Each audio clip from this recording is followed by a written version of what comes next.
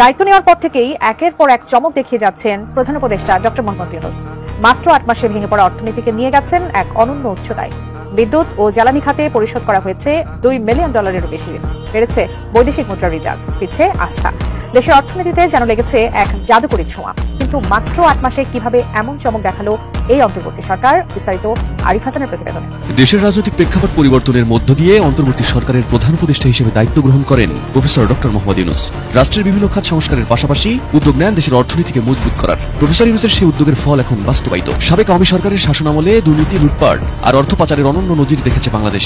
ধ্বংসপ্রাপ্ত অবস্থায় পৌঁছেছিল দেশের অর্থনীতি। তবে ডক্টর মোহাম্মদ ইউনূসের দায়িত্ব গ্রহণের পর পাল্টে গেছে সে চিত্র, বদলে গেছে দেশের অর্থনীতি, ফুলে ফেপে উঠেছে দেশের বৈদেশিক মুদ্রার রিজার্ভ। আওয়ামী শাসনামলে গত বছরের জুলাইয়েও IMF হিসাব পদ্ধতি BM6 অনুযায়ী দেশের বৈদেশিক মুদ্রার রিজার্ভ ছিল $20.54 বিলিয়ন, যা 8 মাসের ব্যবধানে বেড়ে হয়েছে $21.40 বিলিয়ন।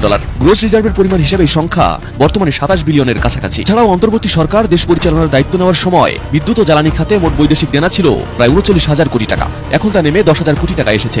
অর্থাৎ দায়িত্ব গ্রহণের পর বিদ্যুৎ জ্বালানি খাতে 29,000 কোটি টাকা ঋণ পরিশোধ করেছে সরকার। এই দেনা পরিশোধ না হলে রিজার্ভের পরিমাণ দাঁড়াতো $29 বিলিয়ন কাছাকাছি। দেশের অর্থনীতি আরো মজবুত করে তুলতে নানা পদক্ষেপ দৃশ্যমান অন্তর্বর্তী সরকারের। সম্প্রতি আয়োজিত বাংলাদেশ ইনভেস্টমেন্ট সামিটে 40 দেশের 6 শতাধিক বিনিয়োগকারী অংশ নিয়েছিলেন বাংলাদেশে। এতে বিনিয়োগের প্রতিশ্রুতি দিয়েছে বিশ্বের বড় বড় কোম্পানিগুলো। তাদের মধ্যে চীনের পোশাক উৎপাদনকারী প্রতিষ্ঠান হান্ডা ইন্ডাস্ট্রিজ লিমিটেডের বাংলাদেশে $150 মিলিয়ন বিনিয়োগের চুক্তি অন্যতম। এছাড়া প্রধান উপদেষ্টা ডক্টর মোহাম্মদ ইউনূসের চীন সফরের পর বাংলাদেশের অর্থনীতিতে নতুন মাত্রা যোগ হয়েছে। সফর শেষে চীন থেকে $210 কোটি বিনিয়োগ ও ঋণের প্রস্তাব এসেছে, যা দেশের অর্থনৈতিক গতিকে আরো ত্বরান্বিত করবে বলে মনে করছেন বিশ্লেষকরা। এছাড়া প্রযুক্তি ও সেবা খাতকে কেন্দ্র করে বাংলাদেশের প্রতি বিদেশি বিনিয়োগকারীদের আগ্রহ বেড়েছে। বর্তমানে এই খাতগুলোতে একাধিক বৈদেশিক বিনিয়োগ আলোচনা পর্যায়ে রয়েছে। মাত্র 8 মাসের মধ্যে ডক্টর ইউনূসের নেতৃত্বে দেশের অর্থনীতিতে যে অগ্রগতি হয়েছে তা বাংলাদেশের ইতিহাসে এক অনন্য মাইলফলক। এ সময়ের মধ্যেই বাংলাদেশ পৌঁছে গেছে এক নতুন উচ্চতায়। বিশ্ব মানচিত্রে শক্ত অবস্থান তৈরি করছে নতুন উদ্যমে।